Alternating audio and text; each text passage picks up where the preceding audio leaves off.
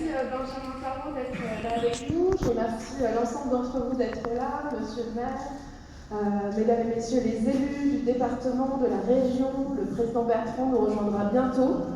Et je vous remercie beaucoup d'être là nombreux, tout comme vous aviez été nombreux au mois d'août, assez tôt aussi de cet été, dans on va dire un bon symbole de lancement d'année. Puisque je ne sais pas si vous vous souvenez, mais cet été, au mois d'août, enfin je pense que vous étiez une bonne partie d'entre vous déjà là, nous avions travaillé ensemble, Excellence et le musée du Louvre-Lens, au dévoilement du maillot des 120 ans. On va dire que ça a porté chance.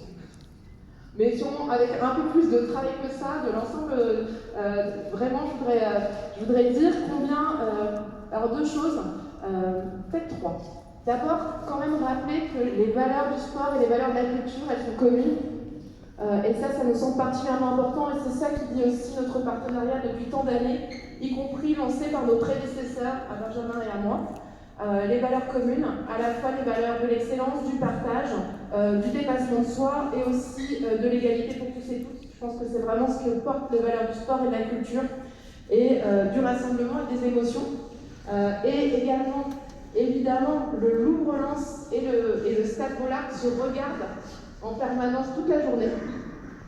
Ici, c'est aussi pour ça qu'on a choisi cet espace du pavillon vert qui est très symbolique du territoire, qui a été pensé comme ça par l'équipe japonaise Sana, c'est-à-dire qu'on voit aussi bien les terrils jumeaux, le stade, l'ensemble du parc. C'est aussi pour ça qu'on a choisi cet espace pour cette démonstration assez exceptionnelle qui est donc de montrer la Coupe de France ici au musée du Louvre-Lens. On a passé une soirée et une année incroyable. Bravo vraiment à tous et toutes. Et c'est vrai qu'on a été très touchés dès le départ, depuis la demi-finale, mais après on s'est dit qu'il y avait un peu de superstition, donc on s'est dit qu'on attendrait, mais de cette idée dès le départ de partager cette coupe et que la forme la plus naturelle c'était ici. Ce qui m'a frappé, moi, pour ma part, en la regardant, c'est que vous regardiez en traversant la galerie du temps, en fait, les coupes de sport, c'est très basé sur les formes de coupe antiques. Et les formes de coupe antiques et aussi les formes de coupe du XVIIIe siècle, qui elles-mêmes sont basées sur l'Antiquité. Donc permettez-moi une petite analyse d'historienne de l'art, quand même. Et bien sûr, encadré par nos géants qui nous accompagnent depuis plusieurs années tout au long de chacun des événements. Je voudrais vraiment remercier l'ensemble d'entre vous pour rendre ce moment possible et aussi parce qu'on sait combien les habitants et les habitantes, et sûrement plus largement encore de personnes vont venir, puisque quand même, alors je suis historienne de l'art, pas mathématicienne, mais quand même il y avait 38 personnes au Stade Bollard, 50 000 à peu près 55 000 au Stade de France, où j'étais aussi, et en fait on est 30 000. Donc on a un peu augmenté le nombre de la population, on a triplé, mais je pense qu'il y a eu un grand mouvement aussi français et international autour du Excellence, et donc on est très très heureux. Je vais laisser la parole à Benjamin.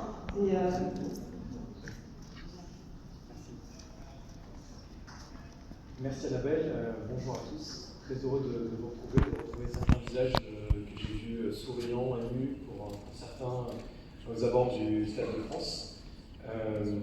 Vous dire qu'aujourd'hui, le RCL, ça ne veut pas dire Racing Club de Lens, mais ça veut dire aujourd'hui Racing Club du Louvre. Que cette coupe ici trouve sa place assez facilement. Alors, on sait tous que le Louvre-Lens, à son ouverture, avait accueilli un tableau iconique de Delacroix qui est la liberté qui est dans le peuple. Là, c'est sûrement une œuvre collective qui a été portée par la passion. C'est peut-être la passion qui est dans le peuple qui a amené ce trophée jusqu'ici, jusque devant vous aujourd'hui. Je remercie donc les équipes du Louvre pour leur accueil, les équipes du club, Henri Neveu qui a piloté cette opération qui est une opération teintée de sens, de partager un trophée, ça se partage, qui plus est au Racing Club de Lens. À propos de, donc, il y a eu une petite analyse d'histoire de l'art. Moi, je vais vous faire une petite analyse de l'histoire du sport. Ce trophée qui portait le nom de trophée Charles Simon à ses débuts en 1917 et aujourd'hui était orné d'un socle de marbre qui a disparu depuis. Nous, c'est la chape de plomb qu'on a fait partir en gagnant cette Coupe de France. Le socle de marbre de ce trophée, lui, a disparu. Et aujourd'hui, donc, le trophée qui nous fait face est le trophée authentique. On me demande beaucoup cette question, donc ça vous permettra d'avoir la connaissance totale sur ce trophée. Donc il s'agit vraiment du trophée authentique qui nous est non pas légué, mais prêté pendant 1 an. On va l'avoir toute une saison. Donc on compte bien s'accrocher solidement dessus, parce qu'on ne va pas le rendre facilement, croyez-moi. Il ne sera pas gravé du nom du Racing Club de Lens, puisque le premier vainqueur était le club de Pantin. Depuis, il y a eu tout un tas de clubs qui ont gagné, mais il n'y a plus de place pour accueillir les noms des victorieux. Mais nous, on sait tous que ce sera gravé en nous, en chacun d'entre nous et dans ce territoire. Et donc voilà, donc cette coupe, la vraie de vraie, va être à la fin, on va la rendre. Nous, on essaiera de faire une copie quand même pour garder au musée du club, enfin qui n'existe pas aujourd'hui, qui est notre salle de signature, mais on espère un jour, avec nos amis du Louvre-Lens, faire quelque chose de symbolique. C'est peut-être les prémices d'ailleurs aujourd'hui. Voilà, vous dire que cette coupe-là aujourd'hui, elle est bien brillante, elle est dans une vitrine, on peut l'approcher, on peut faire des photos. Elle a reçu un certain nombre de liquides dans plusieurs tours, elle a été passée de main en main, elle a eu un petit périple et elle a eu une sorte de parcours de baptême, de parcours du combattant. C'est ce dont on souhaite se passer pendant ces quelques jours. Et donc là au moins on sait qu'elle est en sécurité, qu'elle est très bien. Donc voilà, bienvenue à la Coupe de France au musée du Louvre et merci à tous pour l'accueil que vous lui réservez.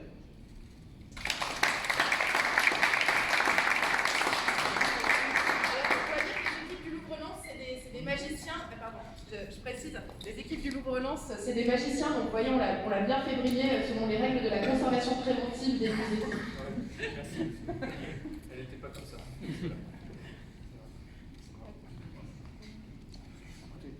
Juste 2 mots, bonjour à toutes et à tous. Merci à Annabelle et Benjamin de poursuivre l'affaire, parce que c'est vrai qu'on parle d'un trophée, mais la Coupe de France à Lens, c'est plus qu'un trophée. C'est du partage, c'est un parcours initiatique pour la Coupe aussi au cours de ces derniers jours. Mais c'est surtout aujourd'hui, on l'a dit, entre le Louvre-Lens et Bollard, c'est physiquement une proximité, mais c'est surtout tout un peuple qui se retrouve au travers des valeurs qui ont été portées par le club, qui ont permis aussi, si on se remémore l'histoire du Louvre, ce sont aussi les 3 veuves de mineurs qui étaient derrière, qui ont réussi dans un message à convaincre, en tout cas une partie du ministre qui était venu visiter les sites et qui, au travers de remontée d'informations, a fait que le président Chirac, alors qu'il y avait des ministres qui étaient candidats, choisit Lens pour l'implantation du Louvre-Lens. Et puis c'est aussi, c'est peut-être le dernier clin d'œil de l'histoire, je ne vais pas être très long, mais c'est vrai que c'est les 120 ans du club et c'est aussi les 120 ans de la catastrophe de Corrine.